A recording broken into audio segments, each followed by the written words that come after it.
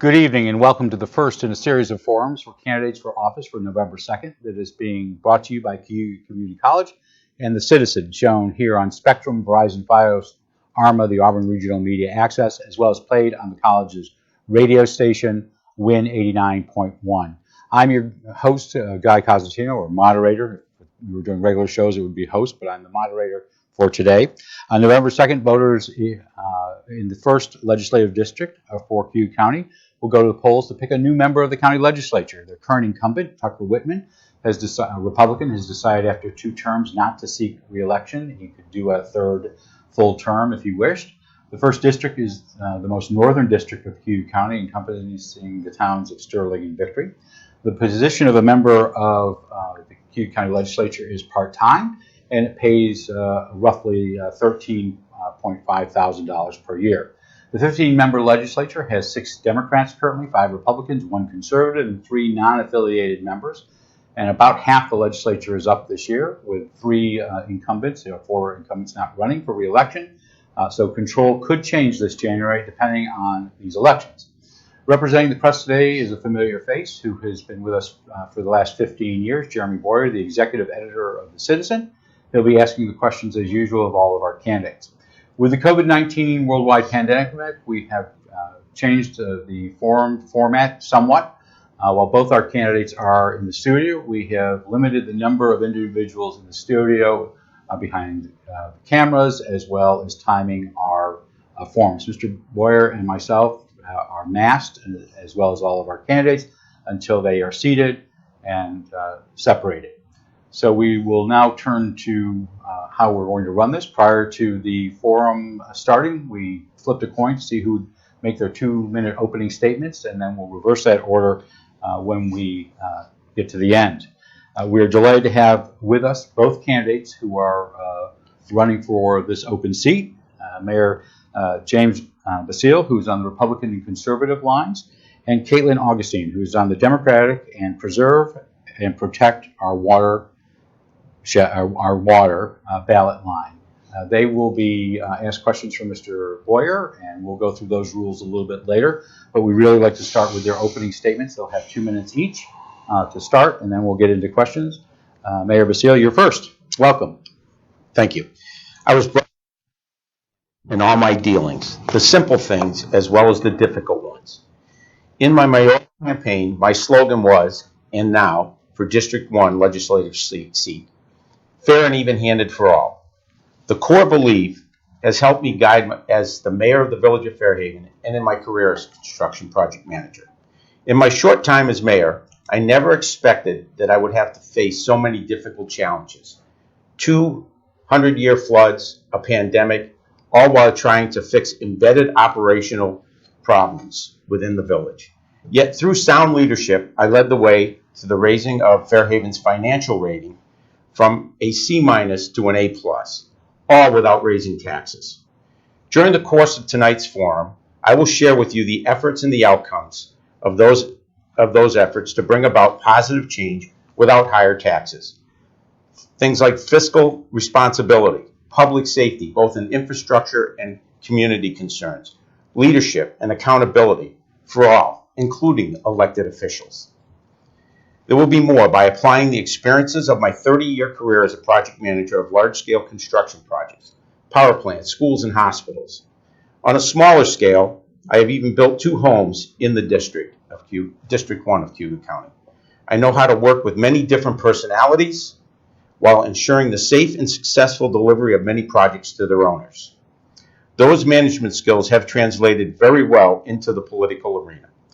I believe I am the best candidate suited to represent District 1 and help Cayuga County through the process of securing fair share of whatever infrastructure funding is allocated to us and ensure that the shared as fairly as I did when working with federal, state, county, town, and village emergency funding for the floods and the pandemic.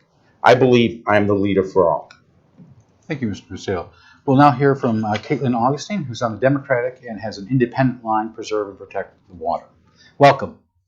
Thank you. Thank you for inviting me down here. Very exciting to be here, and thanks for the college to give us this opportunity.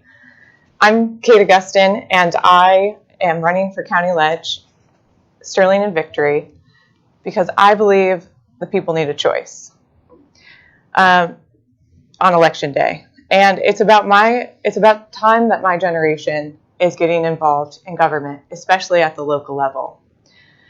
I'm fully qualified for this position and have the time to dedicate to the debate, negotiation, discussion, and research that it takes to fulfill this county position. I have developed good relationships in Sterling and Victory since I moved here. I'm a young businesswoman and entrepreneur, and I started 3 companies, 2 in food processing and manufacturing, and 1 in coaching and consulting. I've done talks on leadership and entrepreneurship, and I've taken a product from an idea to grocery stores, a product from 2 grocery stores to over 200 grocery stores in the Northeast. So I've taken an idea and I've been able to manifest that. I've pitched in multiple business pitch competitions and have raised money for my ideas.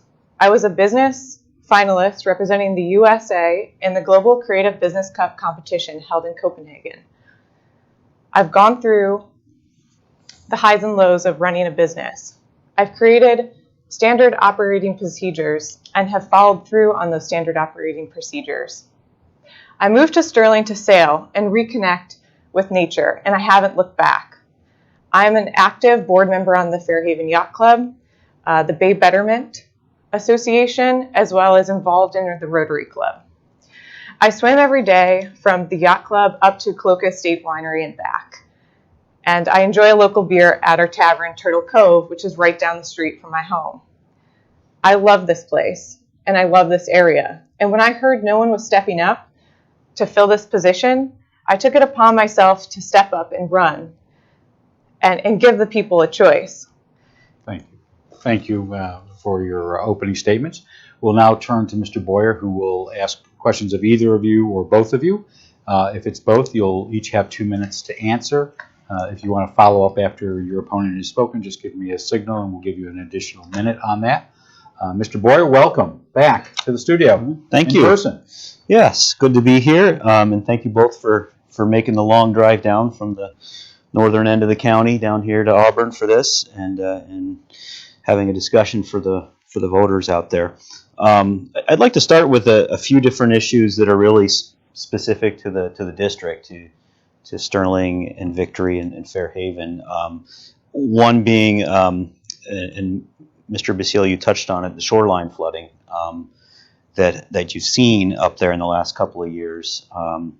And I have a couple questions kind of related to that, and you can certainly dive into some of these things. A lot of people, as these 2 events have happened, blame the International Joint Commission's Plan 2014 for the flooding that was seen.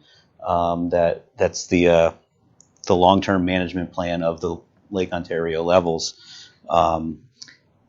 And there's been debate about whether that, how much blame should go to that, and if that plan should be scrapped or revised or changed. So I'd like to find out from both of you what your position is on that, and then secondly, related to that, is what would you as a county legislature try to do to deal with this issue as we go forward? And this is for both questions, Yep. both candidates. Yep. Mr. Basile, you'll have 2 minutes on this, and then we'll go to Ms. Augustine. So yes, I've been directly impacted myself as I have property on the water with the flooding. So I have firsthand knowledge of what goes on. Also was involved with helping people protect their homes during the 2 floods. So with regard to the plan and whether the plan was the right plan or the wrong plan, I think that each plan that gets placed gets massaged over time. I think that there's probably room for improvement in the plan, which means changes. That doesn't mean scrapping the plan, but it means for changes. There's also room for administration of the plan. I mean, when water leaves the Great Lakes west of us here, it takes about 3 years for a cup of water to get down to Lake Ontario. So with that kind of knowledge, I think the plan maybe wasn't managed as best it could. The plan had good intentions. The plan had intentions of protecting the environment. We know what happened to the wetlands. They were destroyed by the flooding. It's going to take a long time for them to recover. So there's issues along the shoreline, not just with the property owners, but the environment and nature. And I think that the plan needs to be looked at stringently. It needs to be managed correctly. And I think they're starting to make some adjustments in that.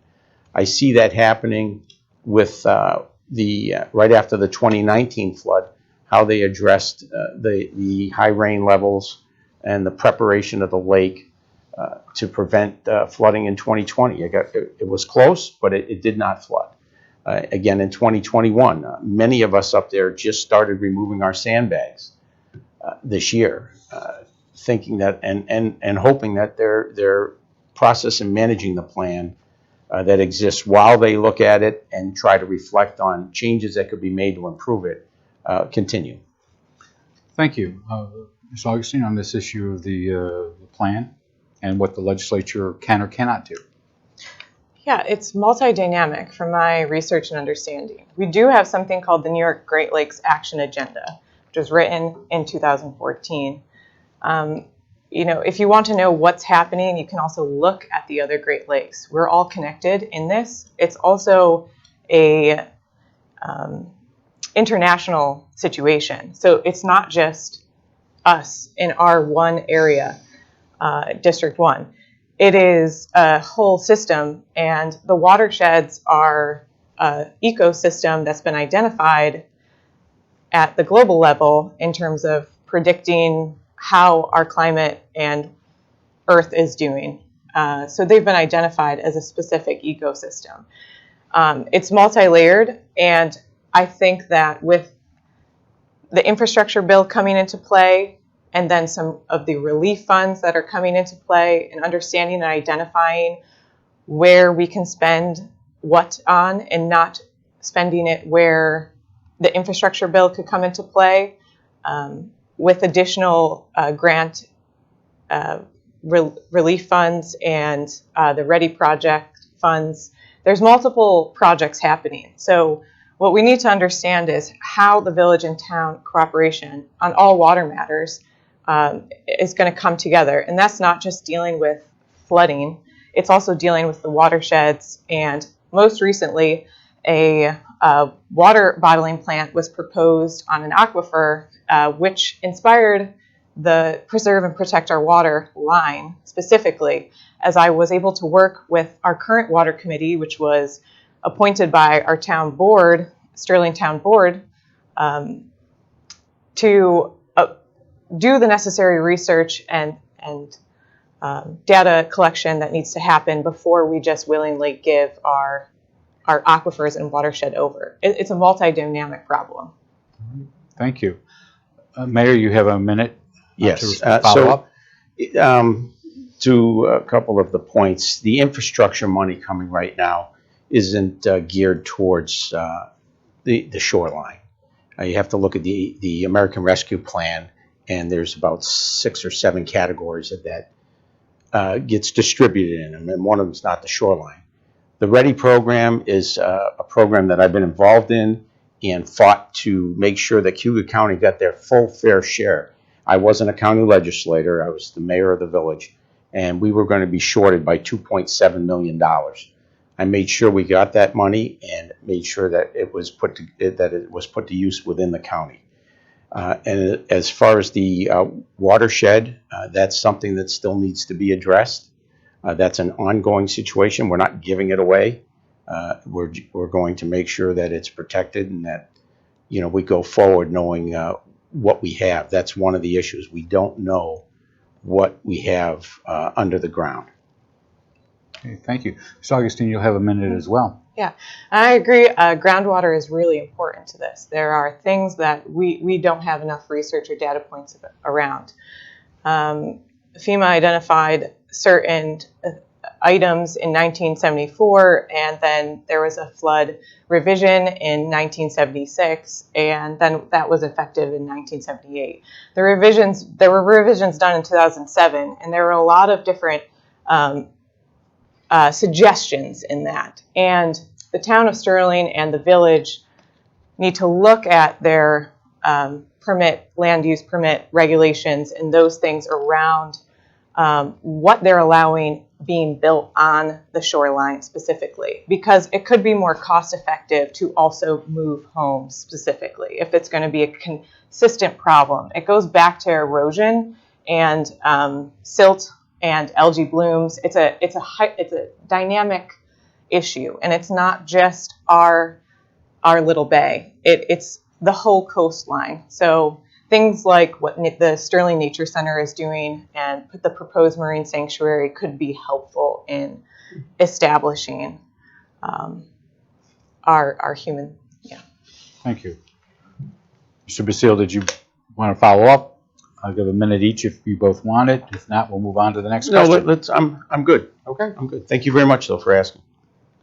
I'm not leaving the water thing go. I didn't think you were, so I was going to. I thought there might be more questions. Yeah.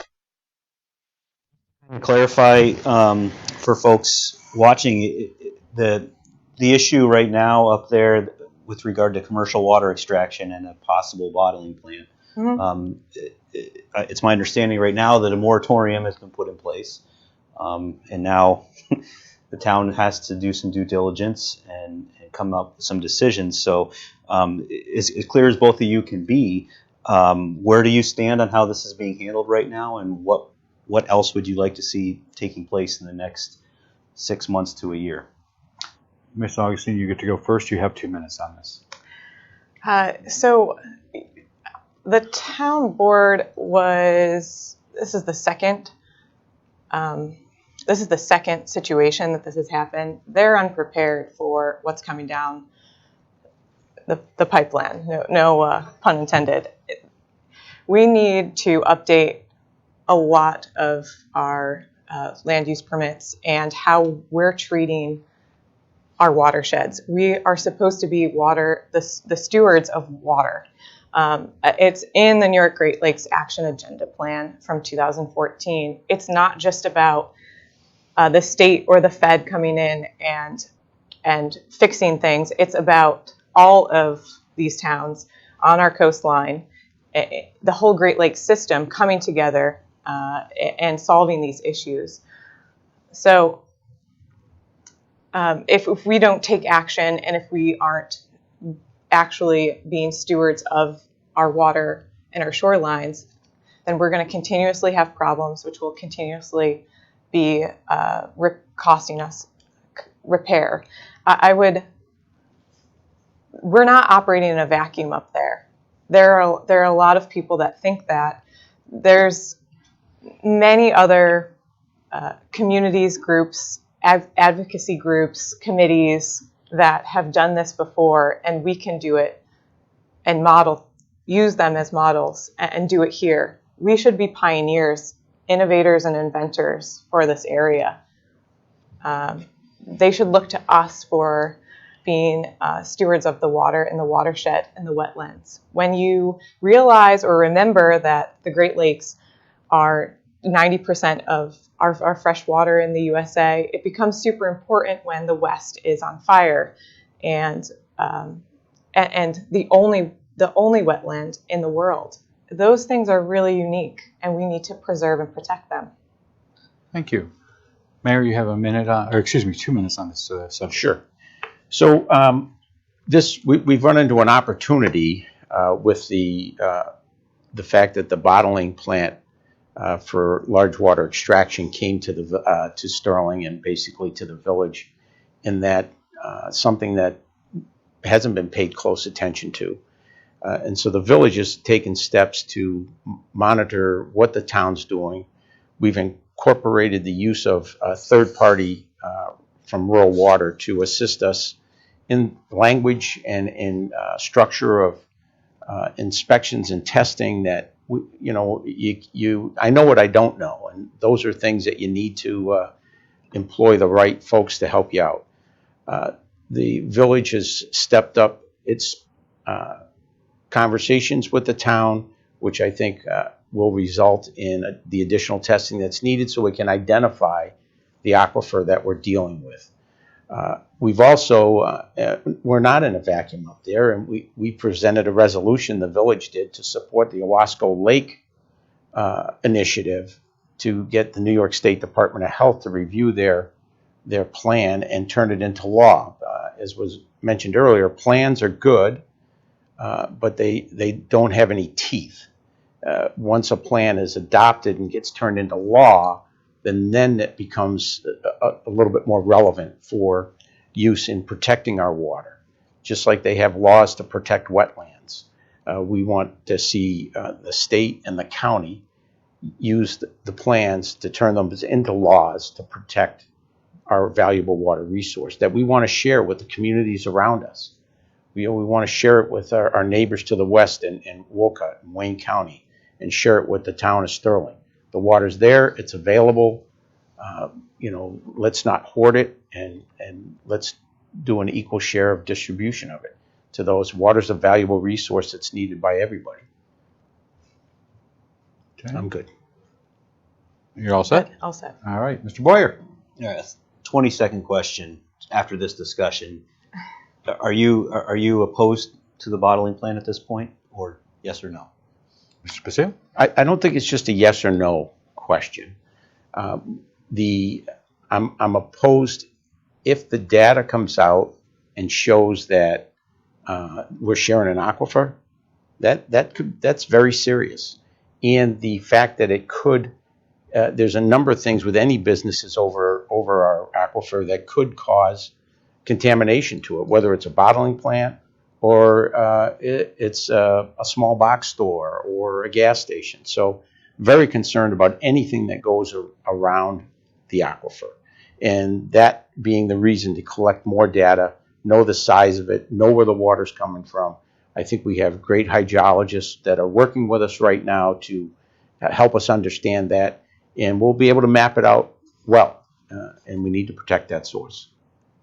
Okay. Ms. Augustine, you'll have 1 minute on this, on the bottle plant, yes or no? Because of this person's background and the corporation behind it, I would say no, absolutely not. Don't trust it. Can't even fathom what it would bring to our area in terms of jobs, dollars, revenue. Where's our money coming from if we're selling the water? Who's making any profit from that? How does it help our tourism and all of the things that the village of Fairhaven has built and the town of Sterling has also helped build in that sense? So yes or no? Absolutely not. All right, let's move on to COVID-19. Another happy subject, right? You're just full of positivity today. I wanted to ask you, in getting on, hoping to get on the county legislature, one question that I'd like to ask you is just the overall effort to vaccinate Cayuga County. Cayuga County, I just looked today. Now, the numbers may have updated this afternoon. They usually do in the afternoon, but we're at 56.4% for first dose percentage. The statewide is 70.9%, so we're a good chunk behind. And I guess my question for both of you is should this be a concern for the county legislature? And what, if anything, should they be doing to try to get that number higher? Okay. Ms. Augustine, you'll be going first on this.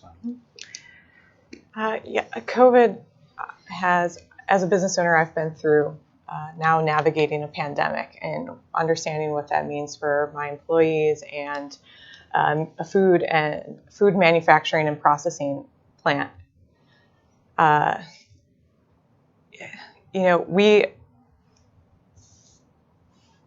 We definitely need to consider and keep following the CDC guidelines and taking this very seriously. Deaths are, people are dying still. People we know, we've all experienced this. So it's a very serious matter. Just recently, some of our local businesses had to shut down again to actively handle the situation. But anything regarding vaccine mandates or mask mandates in the workforce, I'm looking towards our unions with that. Usually PERB is what gives us direction in terms of what employees want in the workplace and workforce. So if that is what Cayuga County is looking for and wants at that level, then we need to utilize and lean in and talk to our unions about that. But yes, we need to be continuously working towards safety for all. And again, being a business owner and going through it, it's very important to protect everyone's safety and make sure that employees are safe, because if they're not safe, they're not coming to work. Thank you. Mayor, on this issue of the county's response and what role the county should take in the COVID pandemic. Yes, so COVID, I've had to deal with it as the mayor for the village of Fairhaven. I have to deal with it in construction with the employees. I work with unions. I think that the guidelines should be from the CDC and from healthcare. I think that employees can have input, but we're looking for our healthcare providers to give us guidance on this, and not based on facts and not based on wants, but more on needs. So, going through this pandemic and what's going on, we managed to follow these rules and guidelines to and work through it. And if you do it properly, we kept all our employees working throughout the pandemic in the village. And to their credit, they did a good job at following the guidelines. We ran a Christmas, our tree lighting. We did not let that go by without following the guidelines. I was working with the health department weekly and then daily up to the tree lighting. It was an event that was important to get people out. And we also ran our July 4th parade under the auspice of the guidelines of the healthcare. So it can be done. Everybody has to be diligent and vigilant on following the guidelines. It's important. We do want people to be able to go to work. We don't want our businesses closed down. And I think that when your community and your district and then your county come together, those things can happen and take place. As far as the vaccine goes, that becomes somewhat of a personal choice. And you have to look around at the people you're dealing with and working with when you do that. The vaccine is, I noticed the numbers ticked up when it became FDA approved, so that was important. So with that said, I think it's something we're going to have to keep our eye on the ball for a long time. COVID's not going away, nor is the flu. So. Thank you, Mayor. Ms. Augustine, you'll have a minute to respond as well. Great, thank you. We are a seasonal town and village in the district. So we see an influx of up to 11,000, 12,000 people or more during the season, and we're only growing. The village has grown, the Sterling has grown. We have some important business activity that's happening that is continually bringing people to our area. So there was an incident at the Sterling Renaissance Festival in which there was additional traffic backing up and people trying to get out of their cars and knocking on doors and finding bathrooms, looking for bathrooms, trying to get food, or we had multiple things going on. And our town just needs to know that we need to put what we need in place for these influxes during our seasonal businesses. And it's just important. It goes back to understanding the vaccine and the mandates around those CDC guidelines. Just bringing that all full circle. It's a good thing to remind ourselves in our town when we go through those influxes. Mr. Basile, anything to follow up with? No, I'm good with that. So before turning to Mr. Boyer, we're about halfway through our first forum for the first district of the Cayuga County Legislature, which includes the towns of Sterling and Victory, and we are delighted to have with us both candidates who are running for an open seat due to the retirement of Tucker Whitman, the legislator up there. We have Mayor James Basile, who's on the Republican and Conservative lines, and Caitlin Augustine, who is on the Democratic and has an independent line for preserve and protect our water. Mr. Boyer. One last COVID question. In terms of a vaccine mandate for county government employees, just want to know your position. There have been some municipalities that have put mandates in, whether it's a full get vaccinated or you can't work here mandate, or a vaccination or get tested mandate. Do you support that for county government? It's an employer of several hundred people in the county. I believe Mr. Basile, you're first. You have 2 minutes. So mandates are walking a tight line. I think that the county would need to look at how they operate and how they work through the CDC guidelines. I think that's important. We managed to get through, not on a county level with 700 employees, but as in my business with going into schools and hospitals to work. Following the guidelines, we were able to get through that with little to no concerns, and that was important. I think that it's more important to have the right facts and information for your employees and your staff to address those situations than to mandate something. Now, I don't know that I would be 100% in favor of that. I would like to look at what that's going to incur, and also people specific. There's always options of issues with whether it's religion or someone's physical health that would need to be addressed. So I would have a little bit of a challenge to mandate it. I think that you should manage it, and I think that's more important. I've been 18 months. I've been in and out of schools with students and staff, and in and out of hospitals, and fortunately, we've been able to get through that. Our office went remote for a short time. We set everybody up to work from home, and as more information came out, we were able to work them back into the office, which is for construction is a better atmosphere to have people in the office. So you're working the county. They would have to look at each individual department, where they work, the buildings they're in, what their functions are, and if there are some opportunities to allow people to work from home to help manage through that, versus mandating them to get a vaccine, I think that that's something that should be managed, and I think it can be done. Thank you. Ms. Augustine, you have 2 minutes on the issue of mandating county employees with a vaccine. Again, I'm working for the people, working for our working families, for the unions. So I'm looking to them for that answer. They know what they want and how they want to go about this. So again, it has to go back to safety, and it's just very important to make sure that these voices are heard and that they're the ones making the decision.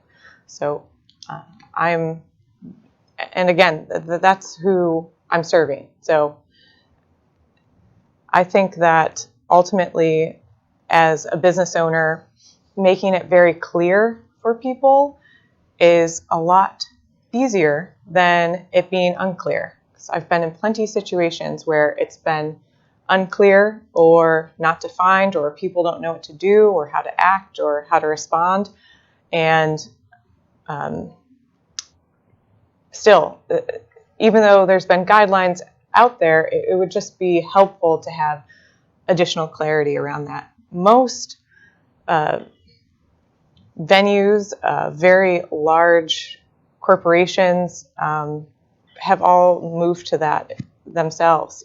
And we're going to have to really think about the future and how we're approaching it for the next pandemic, or if this is to go on longer. We need to, again, work together on this issue, and it takes many people to come up with the right answer. So, thank you. Mr. Boyer. All right. One of the biggest issues for the legislature is how should it be led? How should county government be led? The structure of leadership. The county currently is structured to be led by a day-to-day appointed administrator, but that position has been vacant intentionally since spring of 2019, and the legislature has been and will continue to evaluate what the long-term structure would be, whether in a county or an elected executive trying to make this appointed administrator work better, or some other version. Currently, they're basically having the legislature chairperson run county government on a day-to-day basis. So I'd like to ask you both, what leadership structure do you prefer, and why do you prefer it? Ms. Augustine, you're up first. Yeah, so this is a part of government in which you could then, for all those support who want to run the government more like a business, would be advocating for, because this is just a general SOP management type situation. So if you want to have this running efficiently, then you need to get a manager in place, or give the chair the opportunity to earn the money for the work that they're doing. And we're not talking about everyone in the legislature.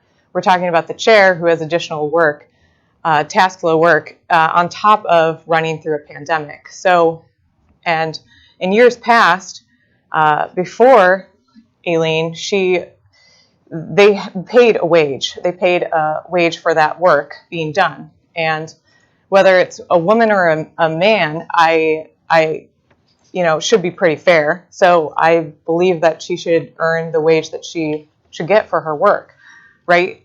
But again, I think temporarily they're hiring some outside operations manager, which will get them through the short term.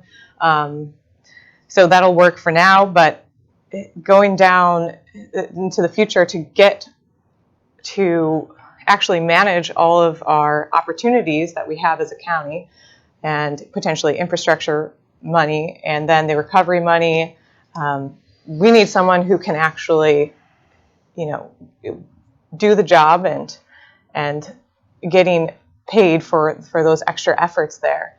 And either one of us could be potentially the chair at some time. We also have to serve on committees, right? So that's a lot of extra time. And my opponent is the mayor of Fairhaven. So I don't know at what point, how much time he will specifically have to ever fulfill that position, on top of the many committees and other jobs he has with his construction company. So again, yeah, we should pay for the work being done. The issue of the structure, or what structure the legislature should have. Sure. So first I want to address the mayor situation. All of these jobs that you mentioned earlier are part-time. They're not part-time. When you're elected official and you're the mayor, or if you're fortunate enough to be the county legislator or the chair, when you wake up, that's who you are. When you go to bed, that's who you are. So as far as the setup of the elected executive versus an appointed executive, I think that one of the things that we need to come to common ground on is how that's going to operate. And government is a business. It's the business of running government. And that's how we made changes up in the village of Fairhaven. And we'll talk later about how we improved the village from that -C to A+ rating. An elected executive, that seems to work in many counties. We've gone through 2 previous hires of county executives that we're still paying for. So not knowing the details of how that all worked out, that's costing the taxpayers thousands and thousands of dollars, up to maybe over $200,000. And I don't have the exact figure on that. So appointed through the county legislator is one way to do it. I agree that whoever is the chair and the time that's going to take should be compensated accordingly. Or go to an elected executive like other counties do, and they manage to get through that, and people will have 4 years to decide if they're the person for that job or if they're not for that job. And I think that's important. As I said in my earlier statement, holding elected officials accountable is important. And we have that opportunity, like we'll have in November, to vote for people, whether it's District 1 or the other districts. People will be held accountable for their positions. and I think that an elected executive could work out. But in either case, that person needs to be compensated accordingly if you want them to do the job right. Thank you. Mr. Boyer? Yeah, I did have a question, and I think Ms. Augustine alluded to it. I wanted to put it to you about can you state clearly if you are elected to this office, would you intend to remain in your seat as mayor? That's a great question, and I've done some research on that. So first of all, I wouldn't be running for county legislator if I had to give up my mayor's seat. A mayor can hold 2 elected positions if they're a mayor of a village. What I would want to do, and it's not unprecedented, the District 1 has had Ralph Stanbrook and Lauren Gear, both were mayors and both were county legislators, and I believe both culminated to county chair at one point. I will assess that and evaluate it after my successful run as candidate for District 1 county legislator. It does need to be looked at. I think that with what's going on today, there's a lot more involvement needed by elected officials if we're going to do a good job for our constituents. So you can't give us a yes or a no today on that? No, I can't. Okay. Okay, excuse me. Just I know you gave Mayor Zale 2 minutes.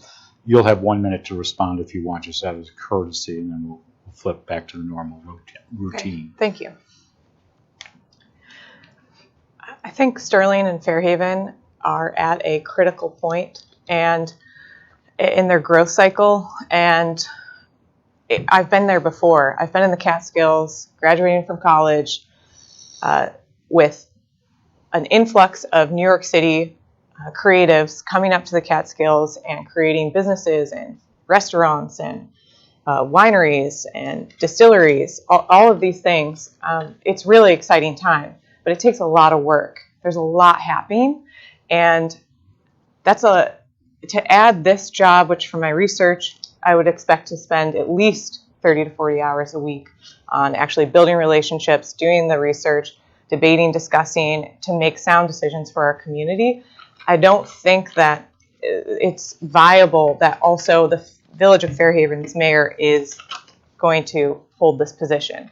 Again, that's why I'm running, to give people a choice.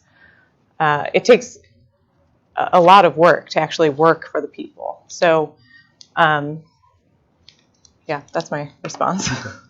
Mayor, you'll have 1 minute to respond. Okay. I'm just doing this out of courtesy, and if there's a question for her, Absolutely. she gets 2 minutes, you get 1 minute. So. Okay. So as far as time goes, my opponent mentioned earlier that she runs 3 companies. That takes time. Employees that know me, people that know me, they know that I'm up at 4:30 in the morning and I go to bed at the 11 o'clock news. And I'm working on something all the time, and without sacrificing family time. Because a family is important. It's important that you have your family support. I've had my family support as mayor. I have my family support as running for county legislator. There is a limited amount of time, and that's why I said earlier I would assess the situation and the time involved, for people that are influxing from Rochester to our area or from Syracuse. They're not coming up from New York City, but our folks are coming from cities around us because they realize, and it might somewhat be influenced by COVID, that they're moving to places where they have a little bit of breathing room. So no position, nor the mayor position, nor the district legislator position will be sacrificed with regard to time. So obviously you'll have 1 minute, and then we'll turn back over to Mr. Boyer. We also can't forget that there is another part of our district, which is Victory, and they seem to not be so keen on having the mayor also be in the legislator position. When I go and talk to them or ask them what they care about, because I want to represent them fairly, they haven't seen Tucker and they haven't seen the mayor. So over the last few years, I don't understand why that is, but my concern is actually representing both areas. So Sterling has a lot going on. Victory, maybe not so much. They care about broadband, business development, and their farmland. And that's a lot for them, and I'm very excited to work with them and get to know them, because farmland is really important. Our county is a farmland preserve, essentially. And they're going through a process right now at Ag and Markets. There's so much opportunity for farmland, and looking at that, they're also interested in getting some water. So how can we get water to Victory instead of Wolcott? Mayor, you'll have 1 minute. That's all I'm going to need. So when we as candidates and we say something like there's people out there that don't like this, that's a very broad brush statement. I've been to Victory. I've met with the town supervisor. I've met with the fire chief.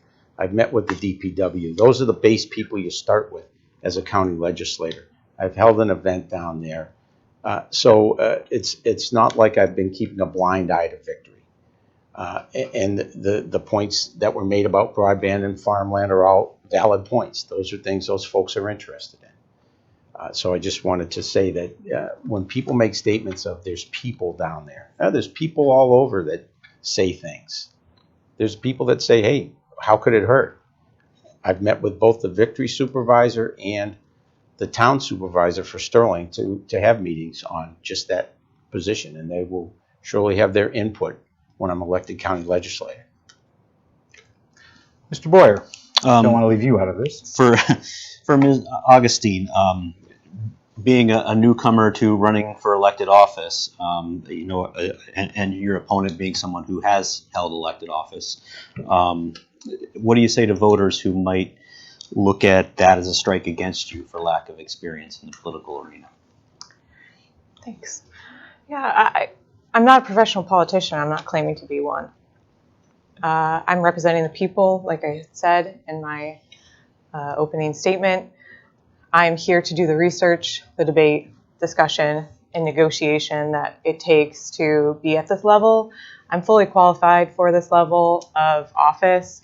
If I was going to run for assembly or Congress, that would take some additional political background. I'm not using this as a stepping stone, though, this position. Yes, I run 3 companies. I do have a team that manages a lot of that. I'm able to work remotely when there is internet connection. And yeah, I have a good production team that handles a lot of what we're doing. So again, I've already looked at how many hours that I would need to spend. I've done the necessary back work to understand the job, and I wouldn't go for it and let the people have a choice if I didn't think I could fulfill the seat with my qualifications. Thank you. Mayor, you'll have one just out of courtesy as well. You have 1 minute if you have anything you want to add. So as far as local government, county government, professional politician, I've heard that spouted out a few times. Nobody gets into politics at 57 years old because they want to be a professional politician. They do in their 30s and their 20s. But when they're 57, they see that there was a problem, and they see that they think they could have some input, and they believe they could have some input in fixing those problems. I did that as mayor. I'll do that as your county legislator for District 1. I understand how government works. I was on the local planning board, the local zoning board. To step right in as your county legislator is a commendable thing to do. It wasn't the Democrats' first choice, but still, I'm not a professional politician. I'm a guy that puts my boots on every day and goes to work and solves problems. And that's what I'll do for you as a county legislator. Do you need additional? I'm all set, Okay. yeah. Mr. Boyer, next question. Let's talk about redistricting, and specifically in Cayuga County with the legislature. Part of this year's race is it's a 2-year term because they're going to line all the legislature districts up to be able to run at the same time in 2023, with the idea that they might have new districts based on the census data. The legislature will be making some decisions on whether they want to change the districts at all, whether the legislature size should be increased, decreased, or left the same. Should they try to get rid of, or as best they can, get rid of weighted voting, where currently there's some legislators have votes that are worth quite a bit more than other legislators based on where they live and the number of people in their districts. So with all that, I guess I'd like to hear from both of you on what priorities would you like to see with redistricting in the county? And I think we're back to Mr. Basile, and this might be the second to last question, depending on how long you all go on this. So redistricting, that's always a challenge because everybody wants to be represented. And when you get into redistricting, that starts to break up what people have had a comfort level with. So that, as when it's looked at as a county legislator, it definitely would be something that I would want to get involved in. Weighted voting, I think, has its challenges. I think that one vote would make people be better negotiators with the other districts in moving things along in the county. So that would be something I would want to look at too. Weighted voting maybe gives, now you only have to go to particular legislators to get the votes you need and not to all of them. And I think they need to all be working together, whether the number is 15 or 9, because it have to be an odd number for voting, how that works out for us. In our county's long. It's shaped like Idaho, and everybody knows that. And so sometimes District 1, like District 15, may feel left out sometimes. And I think that that's cause for concern. And I want to be the voice for District 1 that protects the constituents and the people up in our district. So I'd be a little bit concerned about redistricting and getting it too big. Okay, thank you. Ms. Augustine, this issue of how you would redistrict the county legislature. There's a lot that goes into it. The congressional districts need to be defined in reality first before we go forward. Owasco district is the most bloated of the whole county. Most of the other districts have remained the same, 10,000 or under. So that's really where we're talking about redistricting. So, and I would look to my team, my other legislators, to catch me up on this process and understand it fully so that we can make an educated decision about it and how we may need to convey information to the voters or constituents, however it works. And I'm willing to do that and talk to people and answer any questions that they have about what this means so that information is passed on. Mr. Boyer, last question. All right. I think. Yeah, sure. Okay. Yeah. Whoever Favorite color, we will do between the two of you, whoever wins this is going to be filling the shoes of a person that's had the office for basically 3 full terms, and that's a big change for voters, for residents up there to have a different person to report to. So I'd like you to both kind of contrast and compare yourself to Tucker Whitman, who you'd be replacing. How would you emulate or be similar to him, and how would you be different as a county legislator? Okay. So Augustine, you're up first. You have 2 minutes on this. I've had the chance to talk to Tucker. He is ready to move on, and I know that he's on a couple of the committees, specifically Water, Ag, Ways and Means, and an additional one. He has been chair at a certain point, so there's a lot of work involved, as we discussed, with that specifically. And building relationships is going to be key, rebuilding the relationships for our district. We just have not had any activity regarding our county legislator in our Sterling, Fairhaven, or Victory. Some people know him, some people don't. I don't think our community, I think our community knows both of us at this time. So that's where we have to start. We need to get to Auburn and let Auburn know what's going on. I think we've been able to put us on the map in terms of what's going on with our water situation, but now we need to take it to the next level. And that's going to take someone who's actually doing the position and representing the voters. Thank you. Mayor, your thoughts on Tucker Whitman and how you're either like, not alike, or do something different or the same? So I've also had a chance and opportunity to talk to Tucker Whitman, and I'm going to be Jim Basile, County Legislator for District 1. I'm not going to be Tucker Whitman. He had his ways to deal with things. I'm going to do it my way, and my way is to pull people together. That's what I've done for a career. That's what I did as mayor, and that's what I'll do for our district, which will include Victory and Sterling. I'm already building relationships with the county in different departments. I've worked with the planning department on the Sterling Nature Center. I've worked with Steve Lynch, Carrie Terwilliger on the LWRP program. I've worked with Human Resources already as a mayor.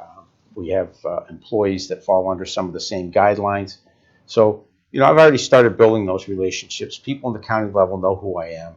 I'll be able to go in there with both feet, running. And the building relationships is a key thing. It is, and that gets back to the one vote, one district thing, and taking a look at that. You have to build relationships and get people to work together. When this is all said and done, it won't be about a Democrat or a Republican. When you call me and ask me a question, that's not going to be the first thing out of my mouth is, are you a Democrat or Republican? It's going to be, what's your issue? What's your concern? We'll take those notes down. We're going to chase after that information. Once you become an elected official, the Democrat-Republican thing as mayor, for me, that was just something that's a part of the process that both Kate and I are subject to. Once you get in, it's to build those relationships. It's not about whether you're a Democrat or Republican. I think I'm the person that can do that. Thank you. Anything to add? All set. All right. Well, Mr. Boyer, thank you for the last 55 minutes of questions. We're going to turn over to the candidates. This was a really healthy conversation about a lot of different stuff, and we appreciate that here at the college for a lot of different reasons. And so we'll turn over now to closing statements. And as we had said at the beginning, we reversed the order at the end. Caitlin Augustine, who is on the Democratic and the Preserve and Protect Water line, will go first with her 2-minute closing. Ms. Augustine. I'm running in order to put our towns on the map, to make it be known at the county level, to be an example of water stewardship. We are way up north, and Auburn needs to know about what's going on and what we need. I'm pledging to fairly represent towns of Sterling and Victory equally. I stand for preserving and protecting our water, the watershed, and our farmland, and for advancing the quality of life for all, especially for our working families and for our senior citizens. I intend to use my seasoned business and organizational skills to navigate our towns to a better future for generations to come, getting our fair share of infrastructure money and essential health care, as well as human services. My financial background will also help maintain and manage to balance our budget.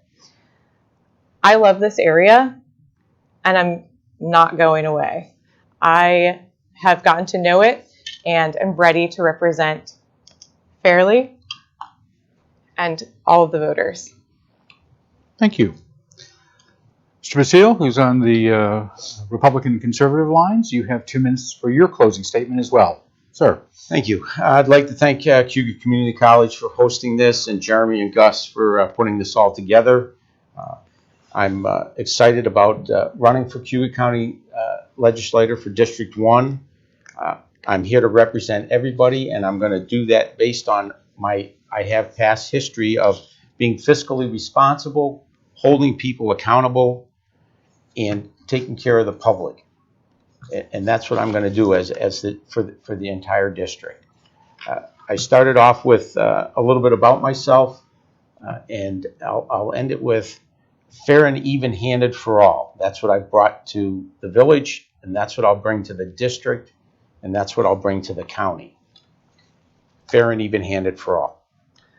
Thank you, and thank you both for taking the time not only to be here in the studio to answer the questions of Mr. Boyer and talk to your possible future constituents, but also for running. Not an easy task. So we wish you well. You have a little over a month before Election Day. It seems so far away, but as you both know, that is not the case. We'll be back here on Thursday with the candidates for the 3rd Legislative District. That is a three-way race. Incumbent